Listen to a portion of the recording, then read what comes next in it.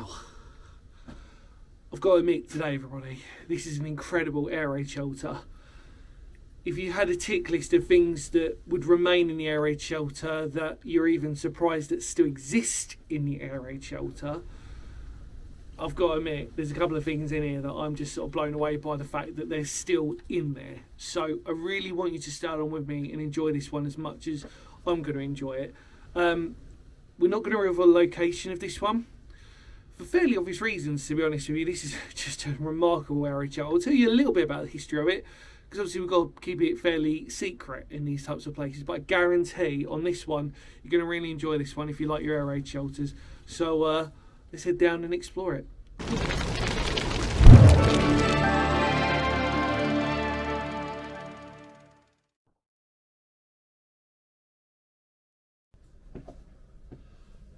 Come on.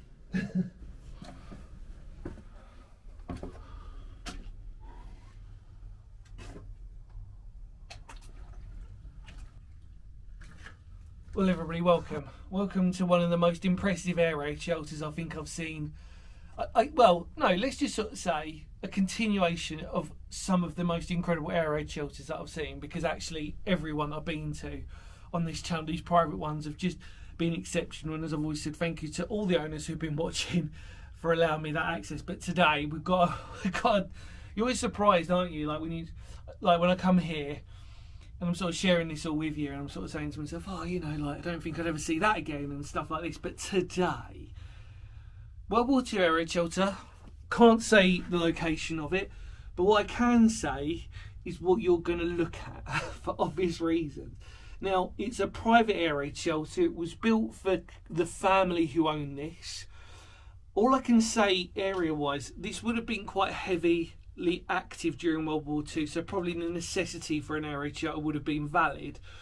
But what makes it special is this.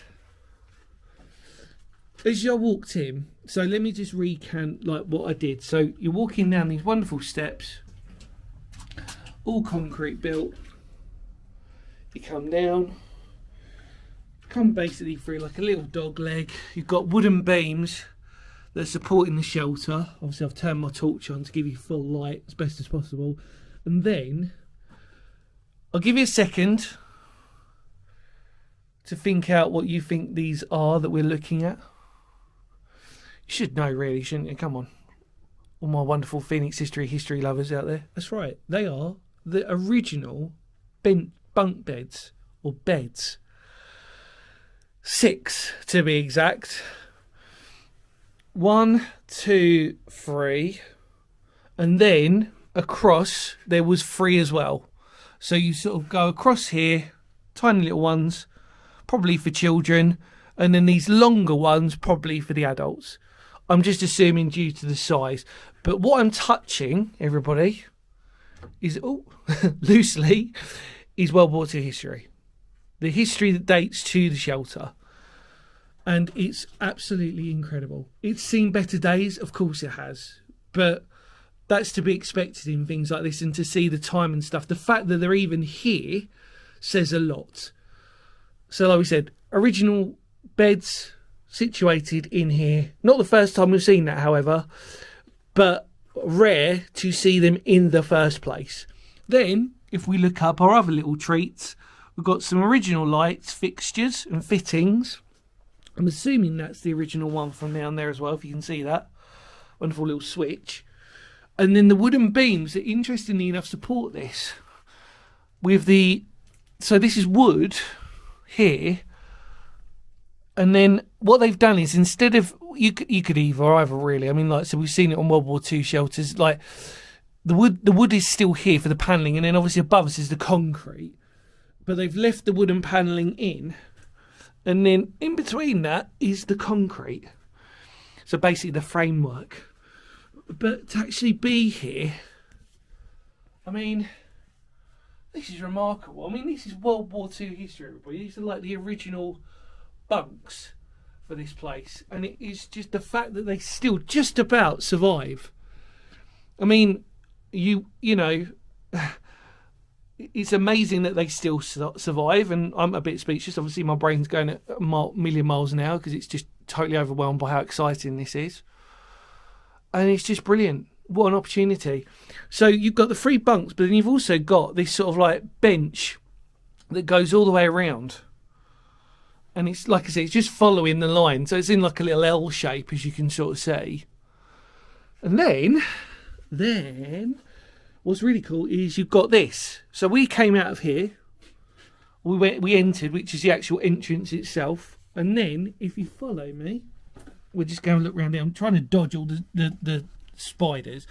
This is assumed to be the escape hatch, or secondary entrance, depending on your state of how you want to word things. But that's new at the back there. So ignore the fact that what we're looking at is obviously that window, and the fact you've got brick there. If you can see the original corners, you can see that this actually would have come out. You can see the concrete base as well, in which it all sort of situated itself. So obviously escape hatch, or like what I sometimes refer to as secondary entrance, because, oh excuse me, it depends on your where you were at the time. Were you this side of the house? Were you that side of the house? And the bombs are falling, get inside.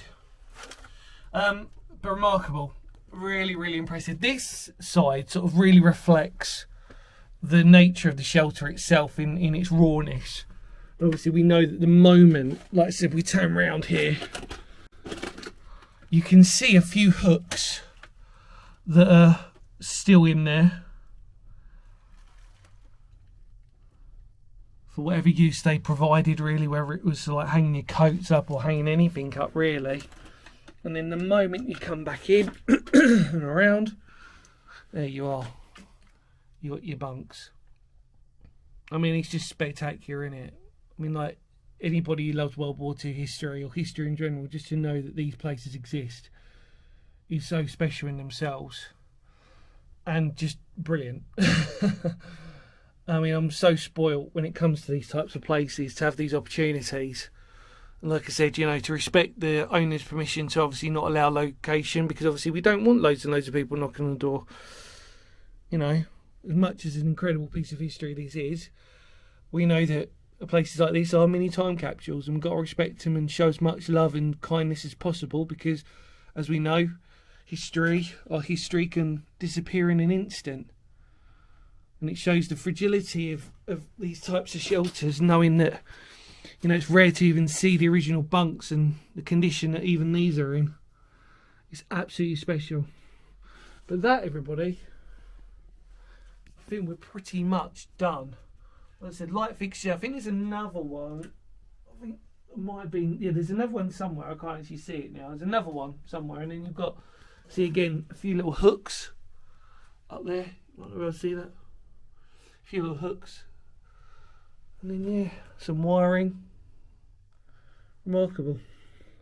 Impressed that, obviously, at some point, probably used for some wine storage, which most air raid shelters were used for, post their use. But brilliant. Really, really cool. I love it. Right, well, all I'm going to do now, everybody, is just show you around one more time briefly, and I think we're pretty much done. But I'll just show you it in terms of giving you as much detail as possible with the actual shelter, and probably me not talking, which will probably be a blessing for some of you, I'm sure. But I've given you most of the details. Hopefully you really appreciated that. And yeah, let's just take one more final look round. And yeah, brilliant. Let's do it.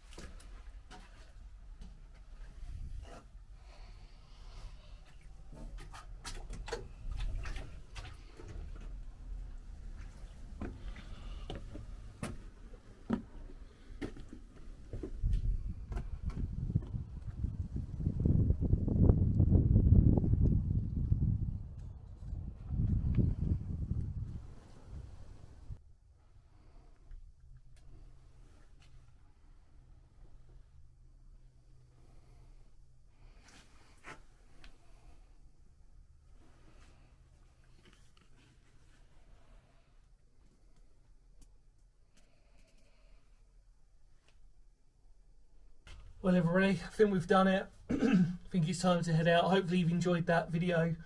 We'll debrief at the end. But yeah, beautiful tiny air raid shelter, private one. What more could you ask for? Original benches, original light fixtures, still intact, remarkable. But I think we're done now. Let's head out. Come on.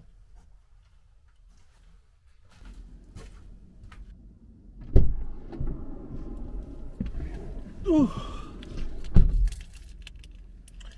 Take my glasses off. Oh, look, don't even see me because of the light. Well, is all I can say about the air raid shelter. What an incredible air raid shelter. I just want to say a huge thanks to Mandy for allowing me access to that, and her family for being so kind, and the dog, wonderful. Yeah, brilliant. Yeah, like I said, you just got to respect sometimes the fact that obviously, you know, by not giving away a location, obviously preserves that for a little bit longer, and just what a remarkable area. I'm sure you can agree with me on that one. I just want to say thank you to Mandy, like I said, and family for allowing me access. It was truly wonderful, and I'm just, like I said, always humbled when I get these opportunities and I get a moment to myself where I can reflect a little bit more on it. I really hope, more importantly, you enjoyed that video out there. I just wanted to say, feel free to spread the word of the channel. It really goes a long way. Like I said, it keeps motivating me to find these really special places and stuff, and it just really keeps me sort of just excited to do it even more, so to share it with you, so that I can see, obviously, when I get my emails through and stuff from people who really enjoy the channel, it just really means a lot. So thank you for that. In the immortal words of Phoenix History, because history matters, thank you so much for coming along with me. Take care, everybody, and of course I'll see you all very soon. You ready? Let's do it. Kapow.